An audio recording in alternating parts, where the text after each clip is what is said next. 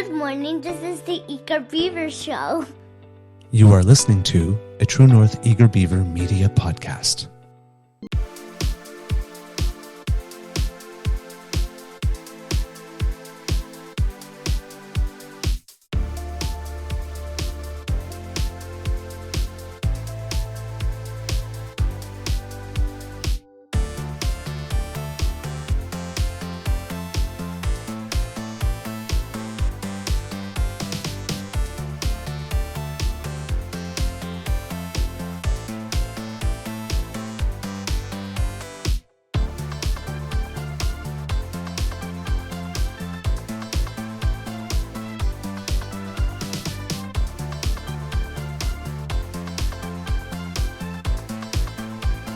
The True North Eager Beaver podcasts are proudly brought to you by our founding sponsors, the Miss V Mysteries from Corvid Moon Publishing, your source for science fiction, fantasy, and cozy mysteries featuring a broad diversity of characters. CanadianTarot.com, your uniquely Canadian online eclectic tarot community and forum, and the Pepper Master, hot pepper sauces made from fresh farm ingredients to thrill your taste buds and expand your mind.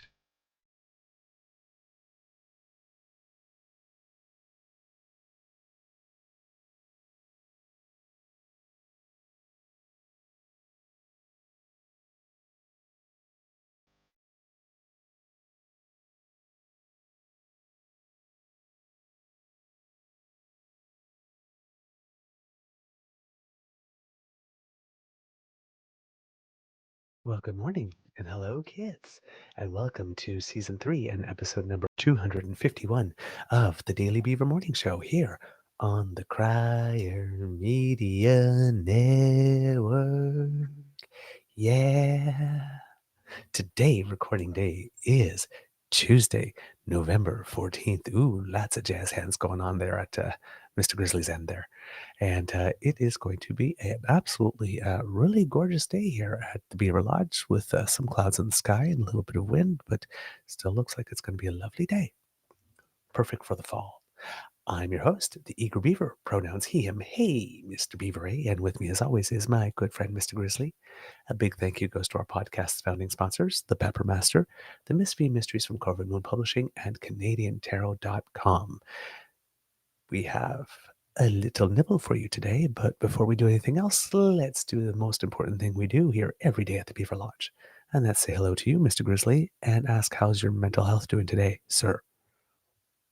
Good morning, Mr. Beaver. I am rested. I wouldn't say well rested, but definitely rested. And I'm better this morning. I was dark last night, man. When I don't get enough sleep, that's what happens.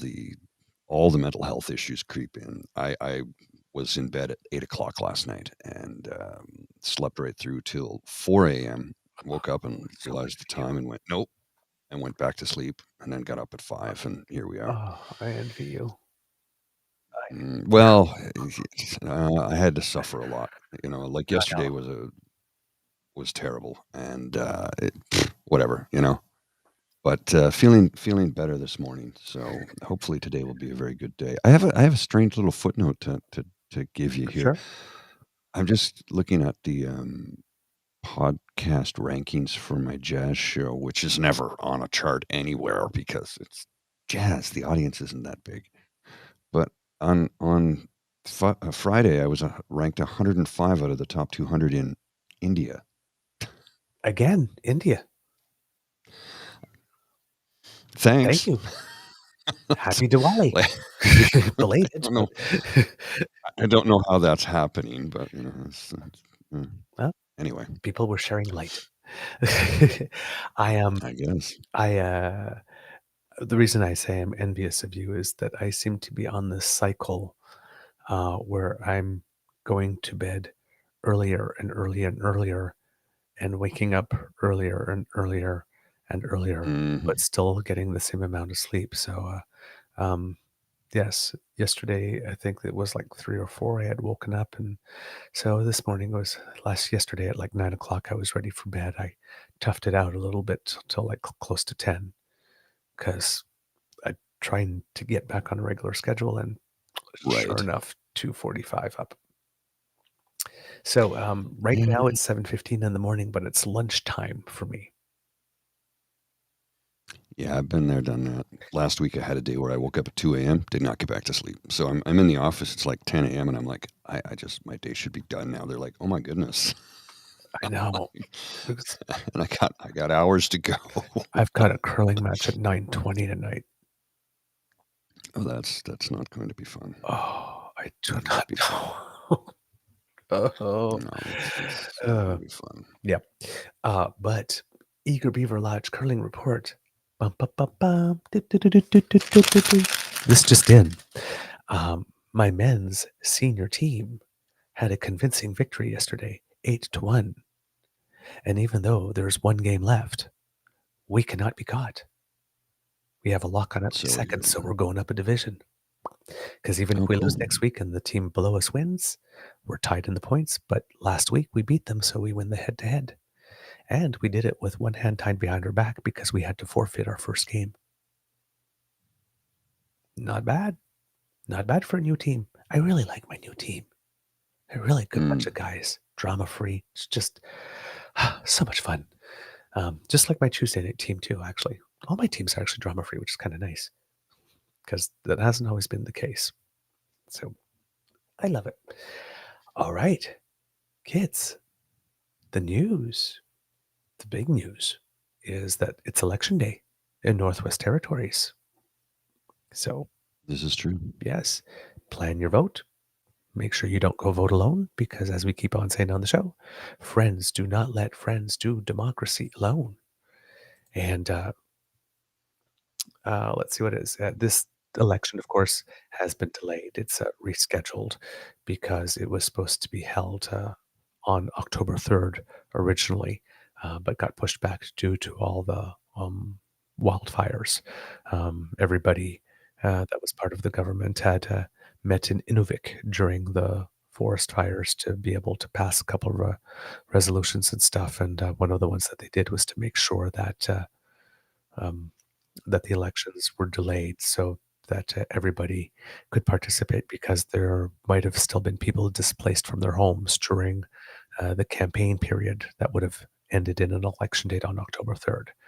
So it was the territorial chief election officer, Stephen Dunbar, who had proposed that. And I guess the members of the government had agreed. On September 28th, incumbent Premier Carolyn Cochrane announced that she would not seek re-election, which means with the defeat of Heather Stephenson, we have no female premiers at the moment anywhere. Mm-hmm. She's still the premier until the election. But Right. there's a female candidate that wins, and then when they decide who will be the premier, because there it's a different set of government, it's more of a consensus government system where all the MLAs sit as independents and they're not organized into political parties. So everyone gets elected, and then among the 19, they choose who's going to be the premier. So that's how it works up in the Northwest Territories. So yes, after the 14th, unless it is a female new member-elect that gets named premier, there will be no women premiers in Canada. I remember a time a few years ago when there was like 3 or 4 all at the same time, Mm-hmm. right? It's amazing how it just comes and goes. There will be 19 members elected to the Legislative Assembly. And when we're talking about gender parity, it's been really interesting in the Northwest Territories because that's kind of come along as well. They've had elections in 2003, 2007, 2012, 2015, 2019. And up until 2019, it's always been 17 or 16 men and 2 or 3 women. Mm-hmm. In 2019, it was 10 men, 9 women. Something happened in that election. So we'll see what happens this year. There are a total of 56 candidates running this year. There's 23 women or gender diverse candidates running. So the percentage of women or gender diverse candidates on the ballot this year is about 41.1%.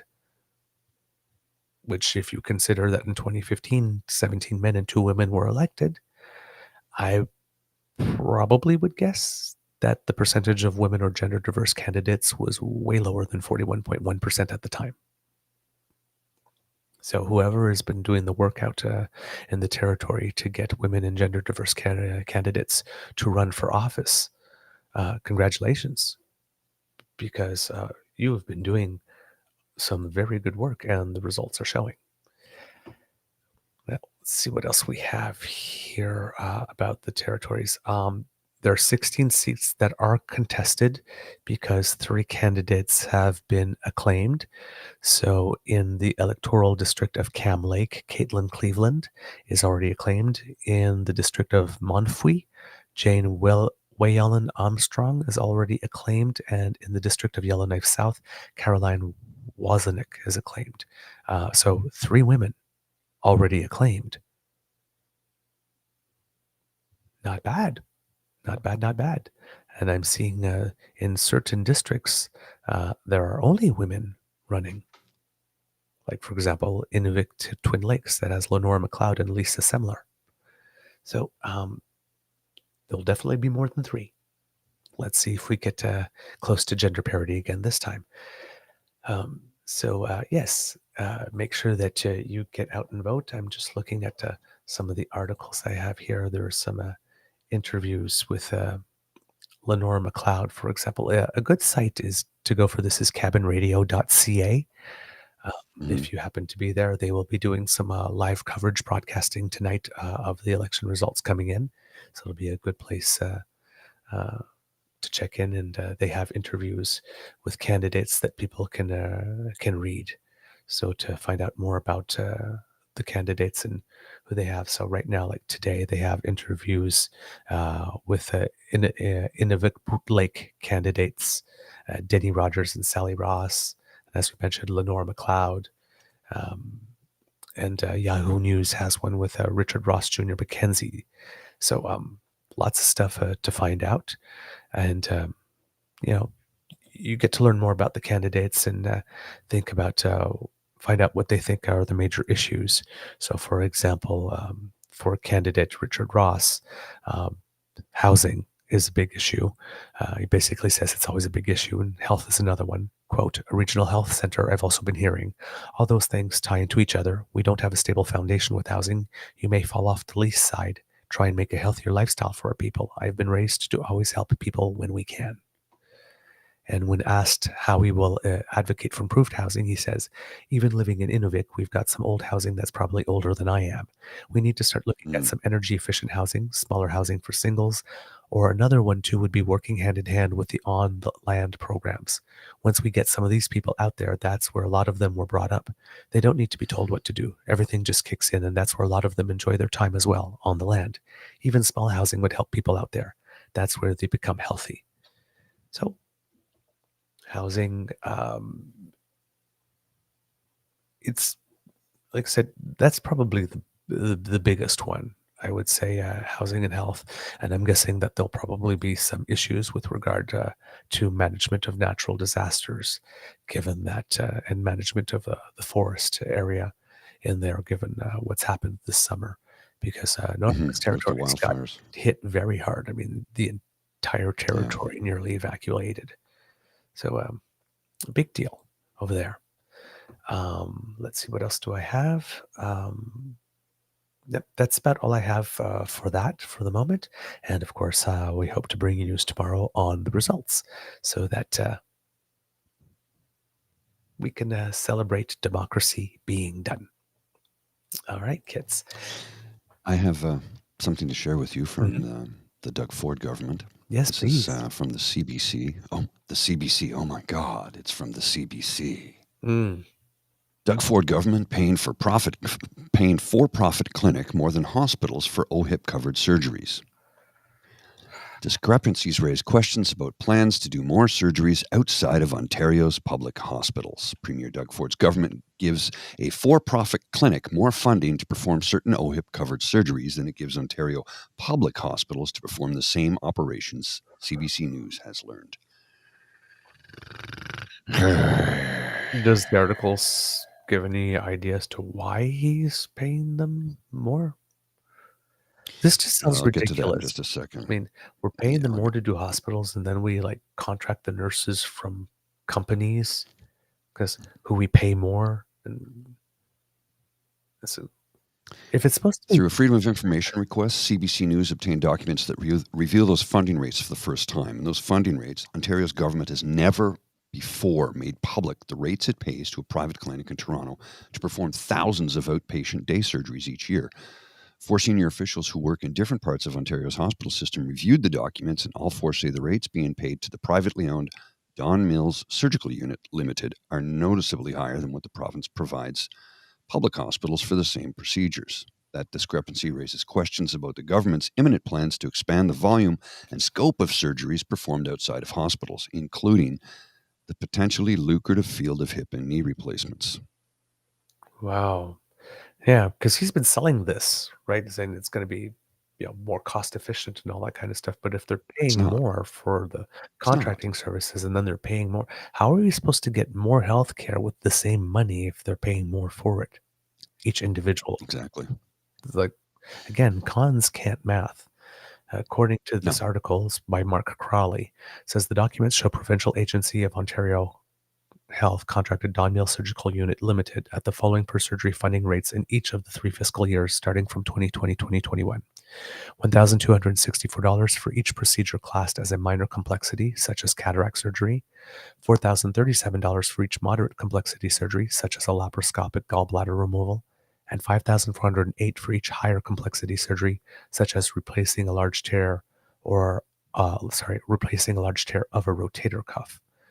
The funding rates do not include how much the surgeon bills OHIP for each operation. So these are fees outside the surgeon's fees. Mm-hmm. Let me just show you a graphic here. Wow.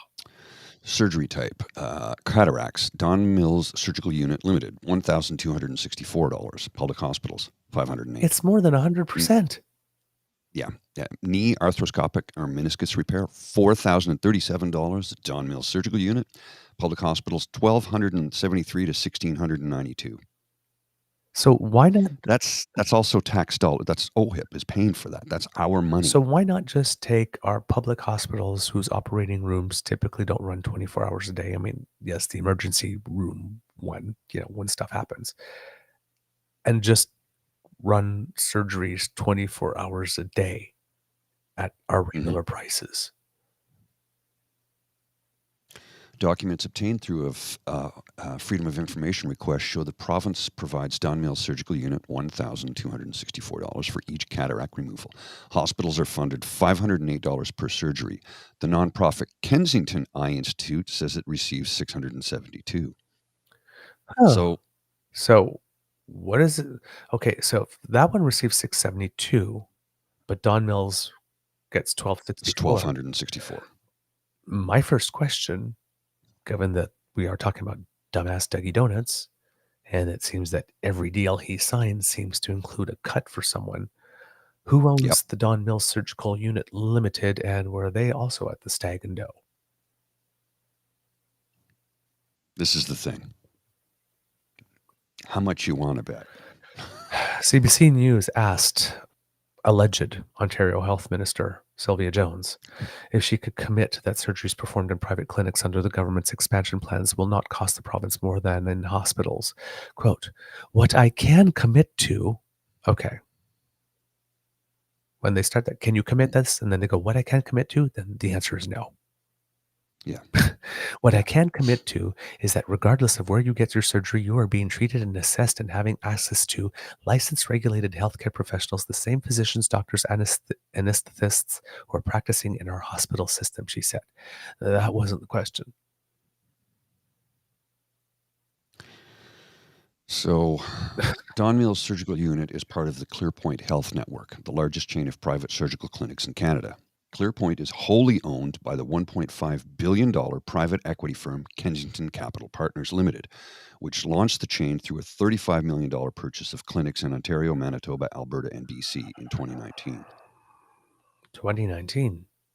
Yes, so Toronto, November 26, 2019, Kensington Capital Partners, Kensington, is pleased to announce that the Kensington Private Equity Fund has acquired the surgical division of Centric Health Corporation. The surgical business will be wholly owned by a new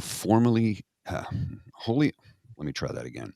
The surgical business will be wholly owned by a newly formed entity called Clearpoint Health Network. Clearpoint is the largest independent. We're focused on delivering high quality patient care and looking to build meaningful relationships and partnerships in the healthcare community. Kensington is a leading independent Canadian investor in alternative assets, founded in 1996 with over $1.5 billion invested in private equity, venture capital, and alternative assets. Kensington's active management approach and relationship-based business has generated top quartile returns for investors. For more information about Kensington, please visit. I'll put the link in the chat. It's their website. Anybody want to do some more investigating into this? Advisory board of Kensington has Sean Elward, held as a tax partner in Osler, Hoskin, and Harcourt as a private investor in several companies. Conan served as director of the Riverfront Medical Services. We got Gregory J. Cochrane, marketing, sales, and operating background, chief executive officer of Data Communications Management Corp. It's for profit. It's all for profit, and it's just really going to drag down millions of Canadians as they slowly privatize our healthcare. They're doing it right in front of us too. That's the thing. This is the problem. And I'm looking at their board of directors, or not their board of directors, but their team. Mm-hmm. And I don't know who any of these people are. Yep. I don't know any of the people that are on the board, but there doesn't seem to be anything. There's obvious political connections now, whether or not with the other businesses that they've run or founded, or although the name Sean Elward rings a bell. It does. Yeah, that one. I don't know why. Co-owned and served as director of Riverfront Medical Service, at the time one of Canada's largest privately owned third-party medical assessment companies. He is currently a director of a privately held company that is involved in enterprises including specialty finance and lending, real estate, and developing and marketing products for the sporting industry that will lead to early detection of concussion. Graduated with a BA from the U of O in 1982, that's University of Ottawa. He obtained his LLB from Osgoode Hall Law School in 1985 and his LLM from the London School of Economics in 1988. Sean is a member of the Law Society of Upper Canada, the Canadian Bar Association, the Canadian Tax Foundation, and the International Fiscal Association. Well, I mean, he's educated for sure, but that name rings a bell. Yeah. But now we're starting to see where there could be connections. Mm-hmm. All right. Well, Mike Crawley's on it, so I have a feeling that somebody's going to be digging. Oh, yes. Yes. And now I'm trying to look at Clearpoint, and look at this. Just graphic. Nothing there. The Ontario Ministry of Health payments to Don Mills Surgical Unit. The province funds this for-profit clinic to do outpatient surgeries that are covered by OHIP. Its funding jumped after the COVID-19 pandemic began, when the government contracted it for additional surgeries. So 1.32 million, 1.32 million from 1.3. It was always 1.32 million from 2016 to 2020. 2020 to 2021, 3.32 million. 21 to 22, 4.98, and 22 to 23, and 23 is not over yet. 5.27 million.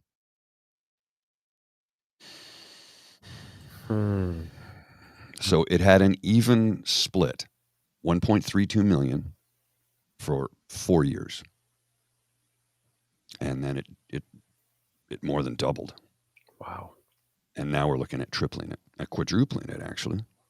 And I'm on because you said, Kensington, then pass this on to Clearpoint, and I'm on the Clearpoint Health Network, and unlike the Kensington, there's absolutely nothing about its people on the website. Nothing at all. Well, it's like PNC Bio here. I must not be smart enough to follow conservative economics. It looks like we're spending more money. Yes. Inflationary spending. Unnecessary. And again, these are choices because right now we have 5 premiers that have written a letter. Ooh. I'm in awe of the leadership to the prime minister so that they can have a meeting.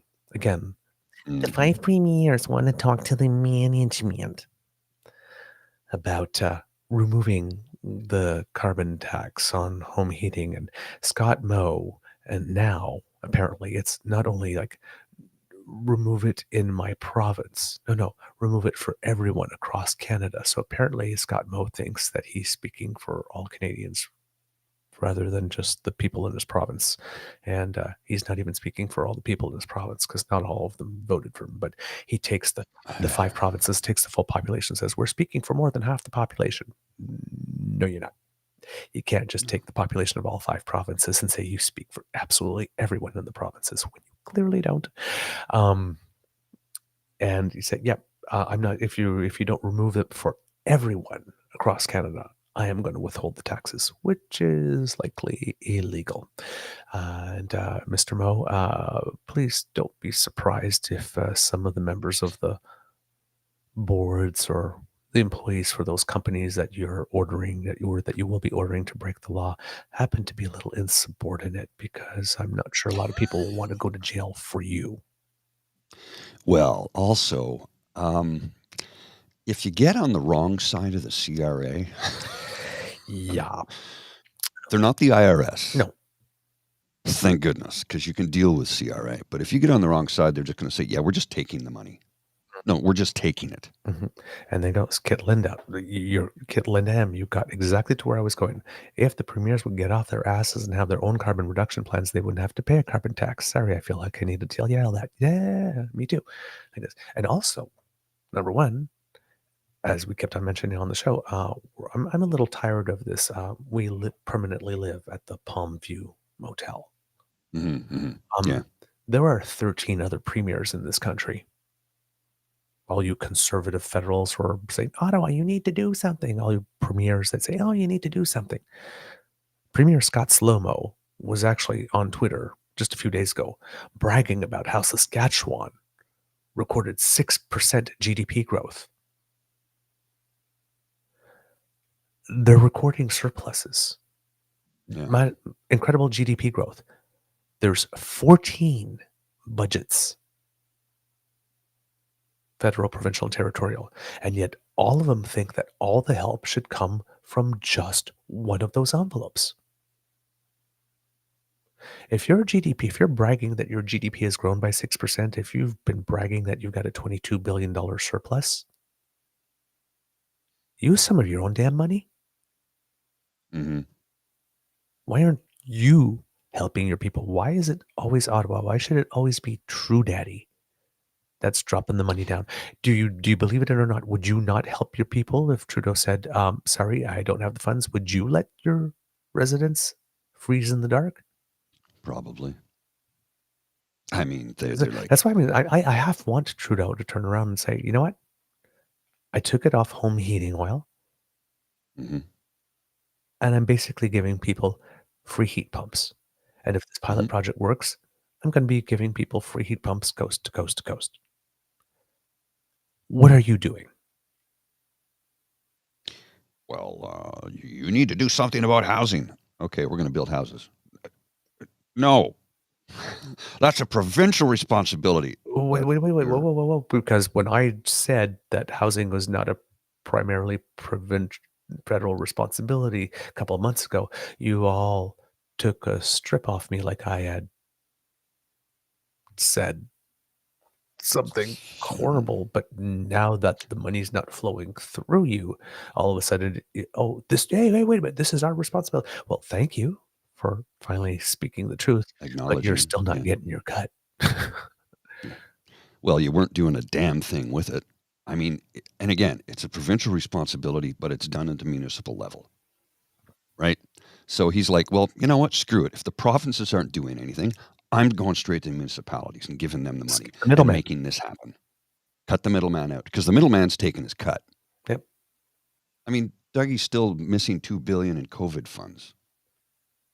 And then there's the $4 billion he just kind of misplaced somewhere. And how many billion in Alberta went missing?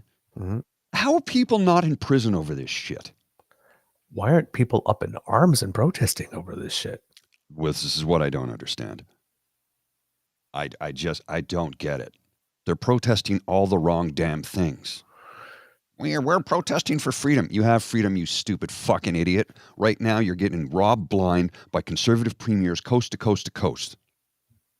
They're stealing your money, and you're still supporting them. Yeah, they're stealing your money. What and you're is thanking wrong them with for it. you? I know. It's just. Now, of course, here in Ontario, they're saying, well, we have high patient satisfaction. So that, I guess, justifies funding fewer surgeries, but at higher cost. Yeah. It seems to make sense to me. I just. Not at all. Conservative math. There's no justification for this that I can possibly think of, said Dr. Dick Zoutman, a former chief of staff at two major hospitals in the province, now board member of the union-backed Ontario Health Coalition. The cost to the Ontario taxpayers are substantially more for exactly the same service. I think it's nonsense. Yeah. It is. Oh, my words. The health minister's spokesperson says it's not possible to make an accurate comparison between the funding Ontario gives to an independent facility like DMSU and the funding given to hospital to provide the same procedures because hospitals also receive separate global operating budgets. Quote, community surgical and diagnostic centers receive one-time funds for procedures only and have to absorb any capital or operating costs. Yeah, they're for profit. Duh. Mm-hmm. Unlike hospitals. Yeah, because we also pay the capital costs, the taxpayer, the hospital. We pay both. It's like hospitals don't have to absorb any costs. No.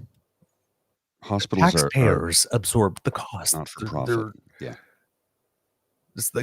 This argument makes no sense. These centers may have higher costs for purchasing equipment or in some case having to rent equipment. Well, you know who already has the equipment? Our hospitals. Mm-hmm. So why are we paying private businesses to buy equipment that we could buy ourselves and actually put in our own hospitals to have more of them in them? Well, Dougie will brag about, well, we have a surplus this year in our budget. Then you failed. They're literally saying, not only are we paying them for the procedures, we actually have to buy their equipment for them for which to do the procedure. No, I'm sorry. If you're a private business, if you don't come with your own equipment, you don't get the contract. It's called Charles U. Farley. What the hell is this thing? Chuck U. Farley. Like, come on. This is horse shit. I'm tired of corporate welfare. I'm so sick of it. We've been doling out billions to the oil industry for decades. And what have we got in return? Abandoned, filthy, dirty oil wells all over the province of Alberta that have not been cleaned up, even though they were contractually bound to do so. They orphan them. Yep. They haven't shut them down. They orphan them, them. which means that technically they're still operational. Yep. An unnamed senior hospital executive in the article is quoted, "I don't really understand the decision-making process the province used for setting these particular rates. There's no point in the government outsourcing surgeries for profit clinics if they can't perform surgeries more cost-effectively than hospitals can. You would be wasting taxpayers' dollars."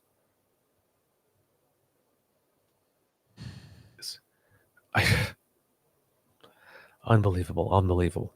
The government allocated $300 million across Ontario in 2022-23 to tackle the increased backlog of surgeries and diagnostic procedures driven by the pandemic, the bulk of which went to hospitals.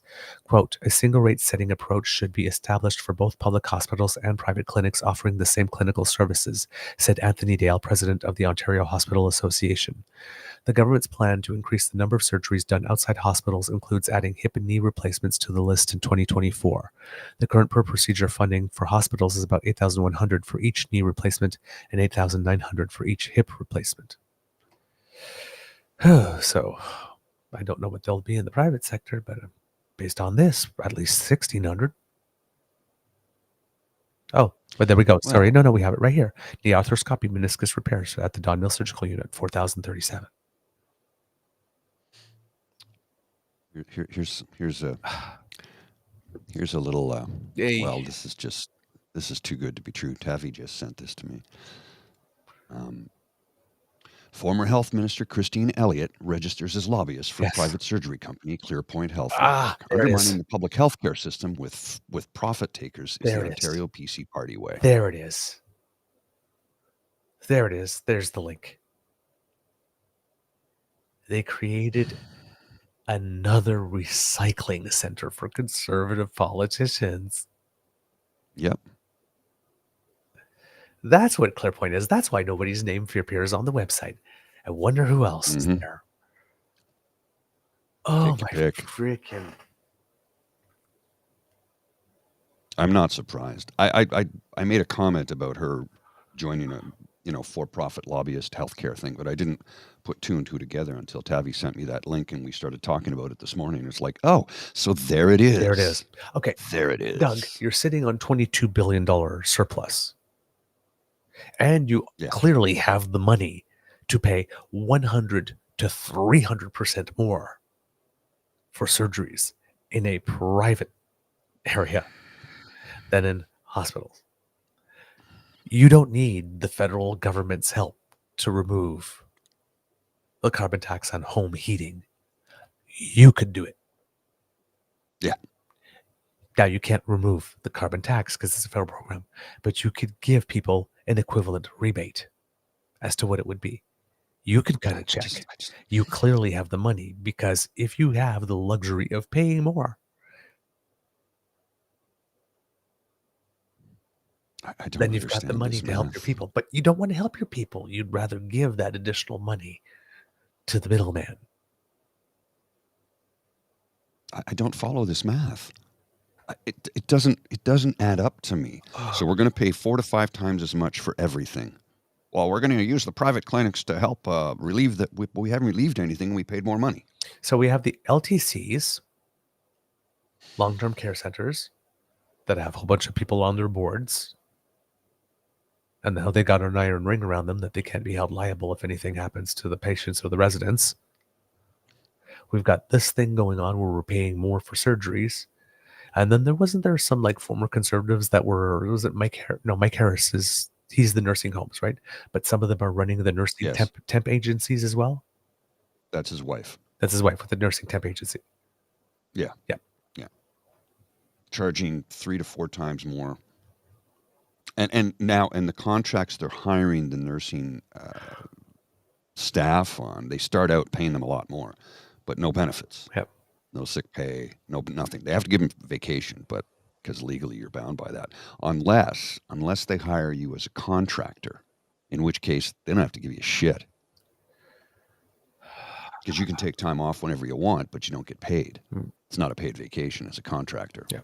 This is how governments avoid paying for benefits, by contracting everything and everyone for every aspect of everything that needs to be done. They don't have to pay any benefits whatsoever. The only thing that gets paid is HST, and you're the one paying it. So if you sign a $100,000 contract, 13% of that disappears. Well, actually, technically it's only 5% because you have to pay the GST, because it's not necessarily the harmonized sales tax, because unless you're claiming provincial, which, and it depends on where your work is being conducted. Because if you're incorporated Canada-wide, it's different than being incorporated in, say, a province where you have HST versus the 2 separate taxes. It's all very convoluted and complicated, and quite frankly, I'm sick of it. Can we not just simplify all this shit? Let's just simplify it for Canadians. Here's your tax return. How much did you earn last year? Great. Give us the money. Seriously. Oh my God. All right. Did I recall right, Lanceman involved with extended care? You might have something there, Tabby G. I'll have to look into that. But yes, that does sound familiar. That definitely does sound familiar. All right. So while the government of Ontario is blowing our money, did you have anything more to say on that subject, Mr. Grizzly? Well, I just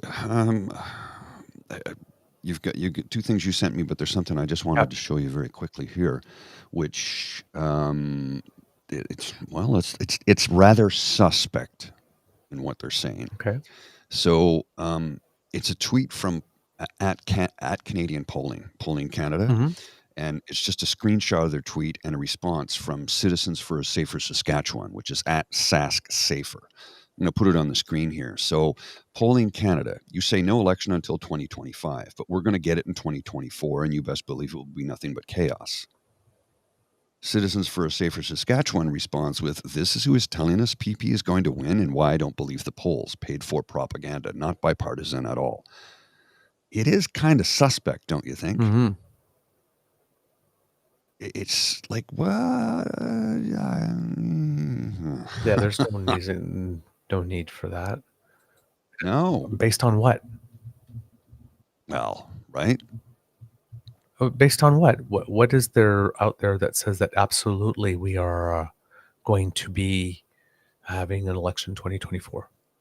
No evidence to suggest that whatsoever. There's nothing. None. Yeah. You're asking about Melissa Landsman. Kit Saucy says the Eager Beaver Investigation Network. Well, yes.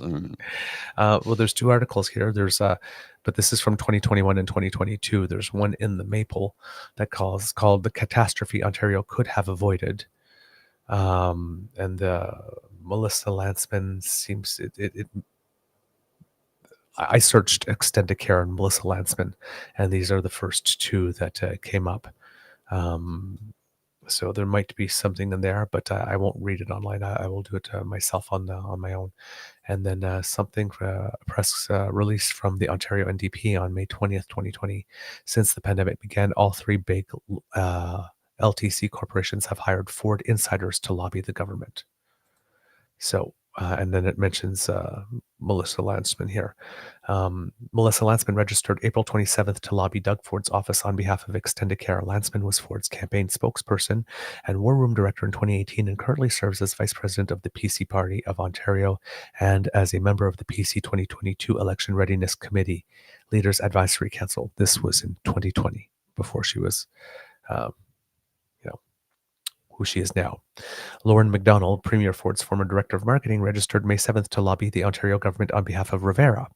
Michael Wilson, former Chief of Staff to the Attorney General in Ford government, registered May 5th to lobby Ford's office on behalf of Rivera. And Leslie Noble, former PC campaign manager and party stalwart, registered March 31st to lobby Ford's office on behalf of Chartwell Retirement Residences.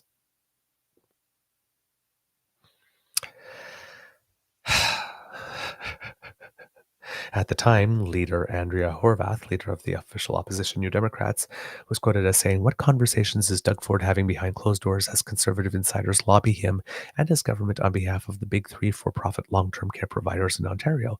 I'm guessing it's similar conversations that he had with his developer friends. Every dollar that flows to long-term care should be spent on caring for seniors and paying staff properly, not siphoned away for corporate profits and shareholder dividends. It's shocking, quite frankly, to see private long-term care providers pocketing a profit while seniors in their homes are suffering so horribly during the COVID-19 pandemic." And then when came the election, she mentioned not a word of this. Huh. Andrea.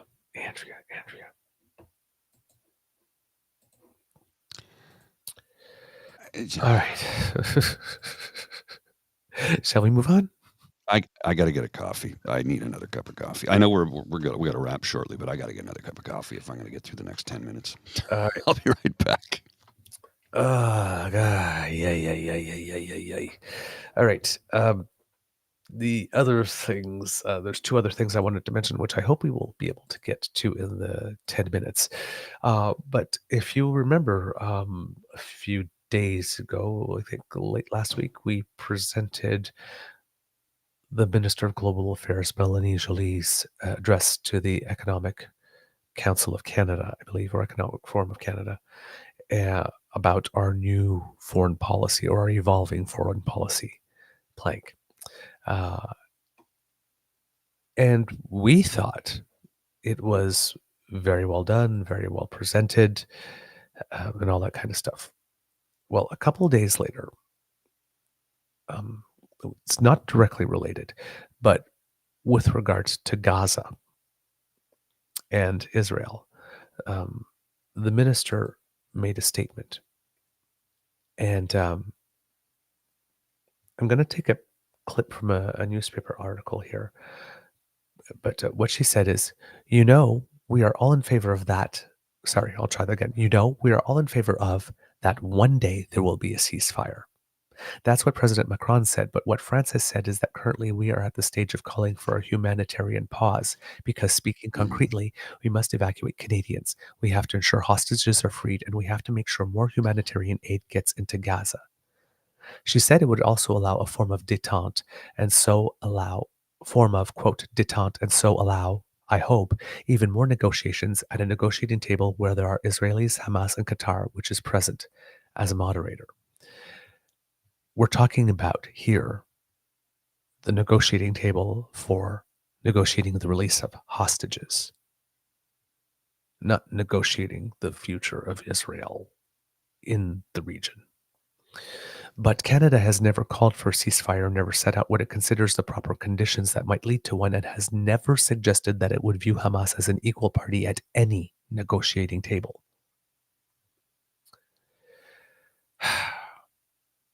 Well, that bit of speaking from Minister Joly got switched into, was commented on by Andrew Coyne. Person. That's the first link I showed you, Mr. Grizzly, if I sent to you, if you want to put it up, where he goes, "Oh, good God, is anyone briefing her? Is she speaking off the top of her head, or is she floating trial balloons for the PM? Détente? Negotiations with Hamas? This is bananas." Only if you miss the point of one day, we are all in favor of that one day there will be a ceasefire. And you forget the word never, but Canada has never called for a ceasefire, never set out what it considers the proper conditions that might lead to one, and has never suggested it would view Hamas as an equal party at any negotiating table. Well, and what in the hell is Spencer Fernando going on Well, about there here? we go. There we go. And then Andrew Coyne then puts, I forgot to add the link. I was so dumbfounded. You could have stopped after dumb. Yeah. Andrew. So, and here's where you go. When you ask Spencer Fernando, I'm glad you mentioned that, because Spencer Fernando put out his tweet. Joly is either too stupid to understand that Hamas cannot be left in power in Gaza, or she's pandering to Hamas supporters in Canada. Neither is even remotely acceptable. So it seems that Andrew Coyne is lifting his copy off of Spencer Fernando. Mm-hmm. And then this sexist comment from Michael Blair. Exactly. And those types of tweets attract that type of comment. Her real contribution is to look good in heels and provide comfort to the Prime Minister. And we all know what he means by comfort. The Prime Minister is recently divorced. I mean, so here's what I don't get, right? So let's go back a page here.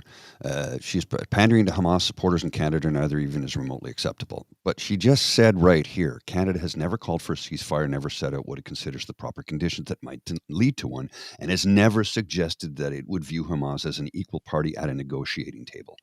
A position the U.S. expressly rejected this week, arguing it would be a propaganda victory for Hamas and legitimize their terrorist tactics. So these guys either can't read or are just obfuscating for clicks.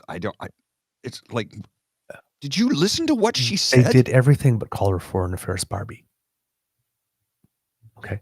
Yeah, I don't think they want to do that because she'd smack the shit out of it. Hey, they tried it with Catherine McKenna. Climate Barbie. Catherine McKenna was a little bit more kind than Melanie. I've seen reporters ask stupid, ignorant questions of Madame Joly, and you see the look on her face like, oh, you better get in front of her because she's going to hit somebody. Yeah. I love her. I love her too. So basically, blonde, white, liberal woman commenting about global foreign affairs. Oh my God, she's so stupid. But if you realize in that quote, Minister Joly referred to President Emmanuel Macron of France, who has called for a ceasefire because, well, I mean, the demographics of his country quite a little different. Notice that Andrew Coyne and Spencer Fernando didn't ask who's briefing him. Why is he so dumb? Well, they Just a it's woman. like they ignored so he quotes this, right? He shows her quote. Yep. He shows Yep. it. It's like he completely ignored the third paragraph. They can't read. They pretend they cannot read English, and because she didn't specify, she didn't say hostage negotiations in that separate second paragraph where she says that Hamas would be at the table. Because Mhm. Andrew Coyne and Spencer Fernando, if someone takes hostages, who do you negotiate with? The baker at the corner store at Yonge and Eglinton, or you negotiate with the hostage takers? If you Yes, want the that's hostages how it back, works. they are going to be at the table. There are two tables. There are two types of negotiations: negotiations for the hostages, and then whatever negotiations would have after for what the state of Israel or Palestine or what is going to be after this The mess two-state ends, solution. at which Hamas will not be invited. No. Like, what is wrong with you people? Why do you pretend to be so stupid that you can't understand basic English when it's very convenient? I honestly I don't get it. I don't get it. I think it's purposeful obfuscation. I just, these people. Now, here's the other little interesting thing that happened. Um, remember yesterday we Mhm. spoke of Kyle Seaback. Yes. Yes. And then we mentioned all his stuff and, oh, he was so pissed off. He had had enough of us attacking the liberal woke people attacking prayer at Remembrance Day ceremonies. He wasn't going to stand for it. And, I said, there's going to be prayer like there always is. Mhm. There's always prayer at Remembrance Day.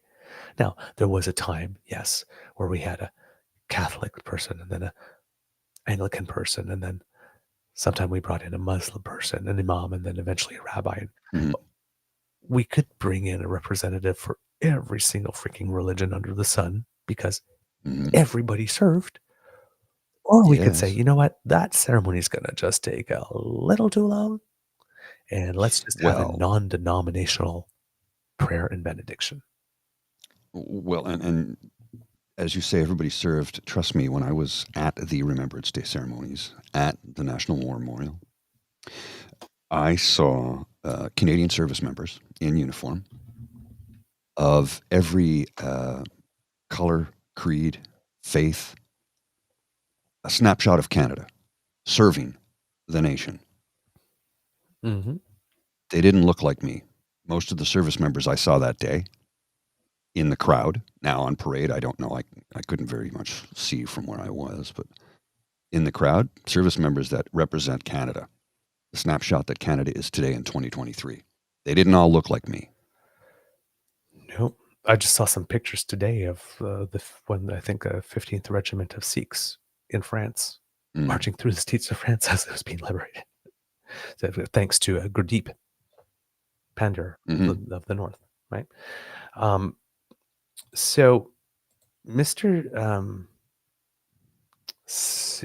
Well, anyway, Mr. Seaback put that out, and when he did, I put out this tweet. If you will, I put it up, Mr. Grizzly for the kids. Bookmarking this for when there are prayers on Remembrance Day, as there always are, and betting a box of Tim Beebs that when there are, he will claim that the Conservatives made it happen. Now, what's the date on that tweet of mine, Mr. Grizzly? Let's just scroll down here. November 2nd. November 2nd. Okay. Now, I'm just going to try and bring it up here. 11 days Oh, I have it on the screen. later. I have it on the screen. You have it? It's on the screen. Okay. It's right there. What did he do? Please read it. These fraudsters and grifters are so freaking predictable. Conservatives raising this issue and putting pressure on the Trudeau Liberals forced the original instructions to be changed. I am proud to have been part of that change. Next year, we might have to fight the same fight as woke agendas continue to be pushed by this government. Yeah. Take credit for something you didn't do.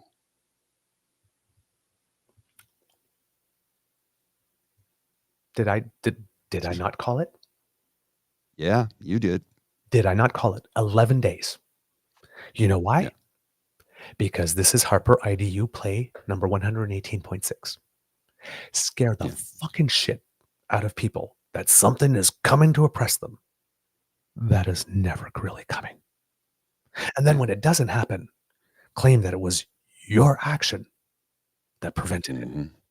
It's the flip coin of the NDP, same move, which is Mhm. about 2 weeks or 3 weeks before a decision is going to come down. Take credit. Start advocating for it. Something that you know is going to happen anyway.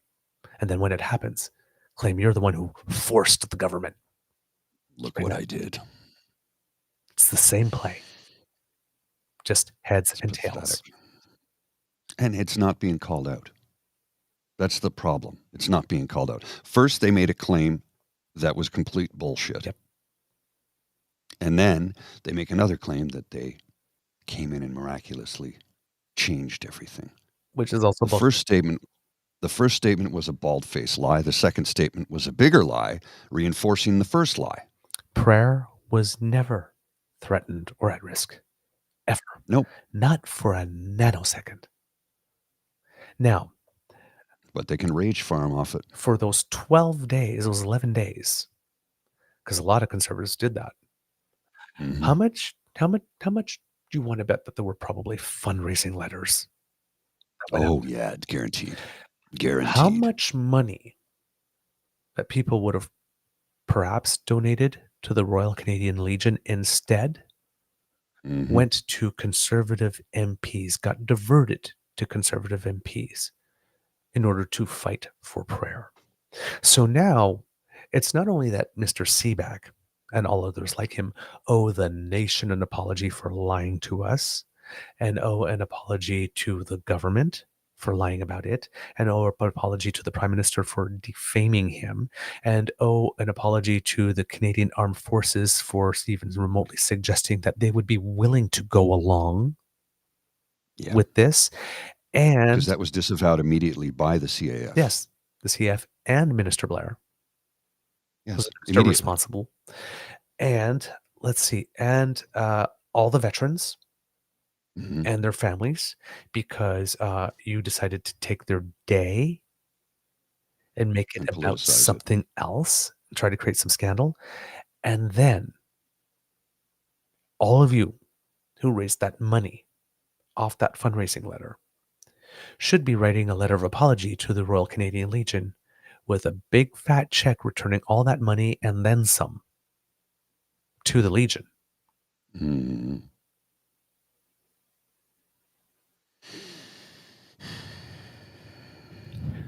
You stole Fucking criminals. from veterans. And you- Fundraising off of Remembrance Day is the most disgusting thing I can think of a politician can do. I mean, the Legion supports programs for veterans. These scumbags raised money off of a bullshit, bald-faced lie. You have Hey, sullied Kyle, today. Kyle, call the fire department because your fucking pants are on fire, you lying. Ugh. I can't with these fucking people anymore. They just continue to get away with lie after lie after lie after lie, and nobody ever holds them responsible. And people ask me why I'm exasperated all the goddamn time. That's why. Hmm. If I lied that much in my daily life, well, if I lost that much money, I would be unemployed, unemployable. I would have no friends. My family would disavow me. Like, how do they continue to get away with this shit? Yep. So I know that Kit's like me doing some songs, so we talked about Cartman, we talked about Kyle, so it's like, so instead of Kyle's mom, it's gonna be Kyle S. Kyle S is a Yeah, bitch. 'cause we He's a don't big know his fat mom. bitch. He's the biggest bitch in the whole wide world. He's a stupid bitch. If ever was a bitch, he's a bitch to all the boys and girls. Kyle S is a bitch. That's from South Park, for those of you who might not be familiar. That's a South Park song. Kylis is a bitch. Yes, he's such a dirty bitch. Bitch. Kyle is a bitch. He's just a dirty bitch. Write a check, Kyle, and make an apology video. I think I will take some time today to maybe place a call to Kyle Seaback's office and ask if he would like to come on the show for an interview. Oh, that could be fun. Let's see if we can get that. Let's see if we can make that happen. Oh, he won't accept. I will call him the fuck out. He won't accept it. Well, maybe he he's one of those people who likes to hear his voice so much. And again, what is the deal? Remember when we heard that video yesterday? My first thought was, again, what is it with these guys with the glasses and the high-pitched voices? Spencer, Skippy, this guy, Michael Cooper, Little tiny DJ little Holmill, tiny. Carter Rinson, or whatever. Sam Oosterhoff. What is it? What's the deal? What's the deal with the look I don't know. and the sound? I don't know. I honestly don't know. Dude. I have one more thing to add, and then we got to run right. because I got to get to the office. But this is from both Rachel Gilmore and Luc Lebrun. I don't know. Does he go by Luc Lebrun or Lebrun? Luc Lebrun? Maybe It's Lebrun. Lebrun? I'm Okay. not sure. I'm not sure. Lebrun. Anyway, Poilievre's comments have now been denounced and disavowed by 2S LGBTQ plus groups, conservative candidates, dude who was literally standing next to him on the stage. This is a pretty significant news story, and yet it's inexplicably being ignored by Canada's big media outlets. And this is from Rachel Gilmore. We're going to click on Rachel's link here, and I will show you this video. Because I think it's worth watching. of, quote, siding with the first openly trans conservative candidate is accusing Pierre Poilievre of, quote, siding with the hateful. Something the former candidate, Hannah Hodson, says is, quote, horrifying. In comments she sent to me today, she said, quote, selling out vulnerable minorities for political gain is always wrong and it always ends in pain. What the CPC is doing is hateful and it is evil. Here's what's going on. Conservative leader Pierre Poilievre is under fire for making a homophobic and transphobic speech last week, where, during a Richmond Hill meet and greet, he accused Justin Trudeau of imposing, quote, radical gender ideology on children. Gender ideology has been a hateful term since its inception. It was used by the Catholic Church in the 90s to push back on women's rights movements. Then it was used to fight gay marriage in Europe. And now it's popular among Christian fundamentalist groups who oppose trans rights. Hannah, who previously felt she had a place in the Conservative Party, told me gender ideology is a code word people use when they don't believe it's okay to be LGBTQ and don't want their kids to think it is either. The rhetoric Poilievre used is so inflammatory that the dude standing next to him, Richmond Hill Deputy Mayor Godwin Chan, faced calls from prominent LGBTQ rights groups to resign. He then issued a statement apologizing for clapping and nodding as Poilievre made the comments, saying he understood this, quote, may have been interpreted as discriminating against the LGBTQ2IA+ community. But the guy who actually made the comments that were so offensive that the guy who was standing next to him faced calls for resignation and had to apologize has doubled down. A spokesperson for Poilievre said, quote, the video stands on its own. That's according to reporting from Press Progress's Luc Lebrun. I have also reached out to Poilievre's team for comment, but have not heard back. Meanwhile, Hannah, who previously wanted to represent the Conservatives, has a warning for moderates within the party. Moderates in the CPC think they can control the hateful, but they are wrong. Anyone who believes people like me are truly evil for wanting to live safely will never be sated. They will always demand more, she told me. She said it's been, quote, tragic and shameful seeing people, quote, stay silent in the wake of this kind of hate. People who once told her they, quote, love and support her. Riling up hateful people in order to raise money is pouring gasoline all over yourself and lighting it to stay warm, Hannah said. It may help briefly, but it will only end in tragedy. What do you think of all this? Kit PNC and Biohad had it right. That's the comment I made. I was waiting for. May have? The associate mayor, they may have been interpreted. No. It was, not may have, and it was because it was. It was hateful and discriminatory and all that kind of stuff. That's not an apology. No. It's not an apology. We have a really big problem in this country right now, and one aspect of it is and not ignoring everything we just saw there, but one of the big problems we have in this country is that this is not being called out, and that is a problem. That is a problem. And just so kits are aware, this week started yesterday up until the 19th happens to be Transgender Awareness Week, which culminates on the 20th with the Trans Day of Remembrance. Yeah. So how was that for timing there, Skippy? Oh, I think the timing was specifically chosen. But, because the conservatives keep railing on about polls and how the polls are this and polls show them that they'd win if there was an election tomorrow. Well, there was also an independent poll I saw online, and a new poll shows 97% of Canadians feel Pierre Poilievre should step down as the leader of the opposition.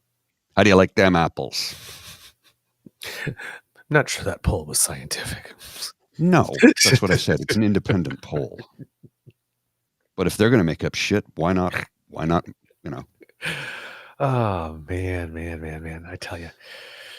We got to wrap. I got to get to the office. It's running. We've got a lot of conservatives behaving badly. Again, I hear that. Well, they're reformers. They're reformers. They're not conservatives. I see the calls for the Beaver Party of Canada again.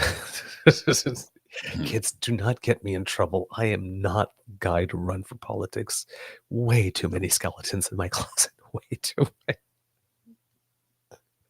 Oh man! All right, it's like I'm like Mr. Grizzly. Too many people have seen my nethers. Sorry. There is no universe in which, in the realm of politics, I could be considered respectable. Here, I'm very respectable. But yeah, when you move the Overton window to politics, yeah, I'm probably not your most respectable citizen. All right, Mr. Grizzly, do we have a show? We do. I got to go.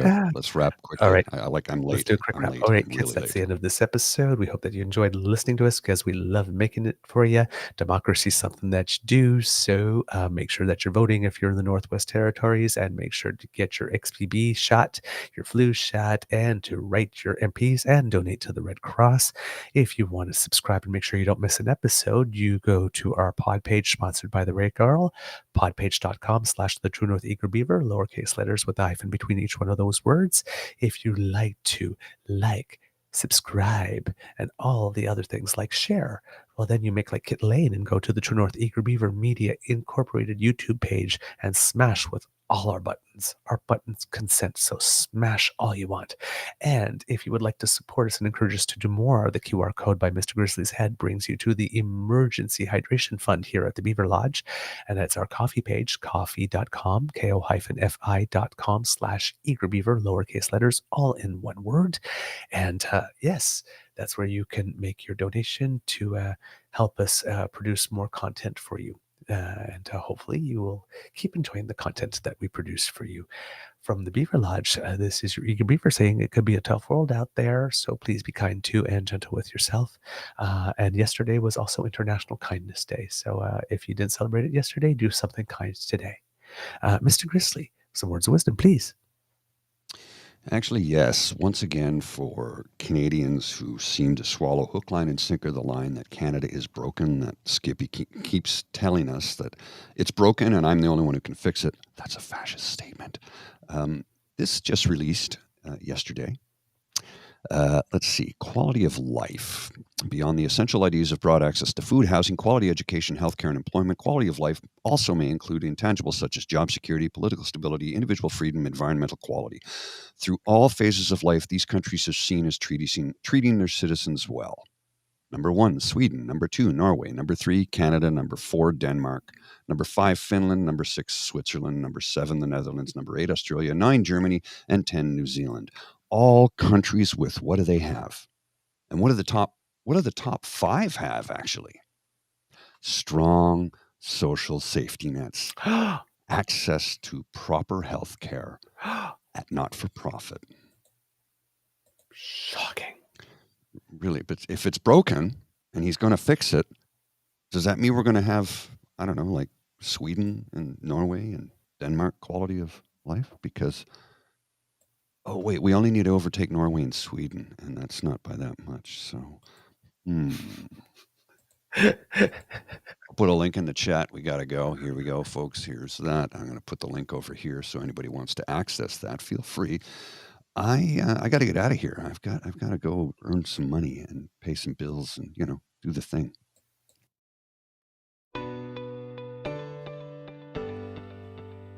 You are listening to a True North Eager Beaver media podcast. The True North Eager Beaver podcasts are proudly brought to you by our founding sponsors, the Miss V Mysteries from Corvid Moon Publishing, your source for science fiction, fantasy, and cozy mysteries featuring a broad diversity of characters. CanadianTarot.com, your uniquely Canadian online eclectic tarot community and forum, and the Peppermaster, hot pepper sauces made from fresh farm ingredients to thrill your taste buds and expand your mind.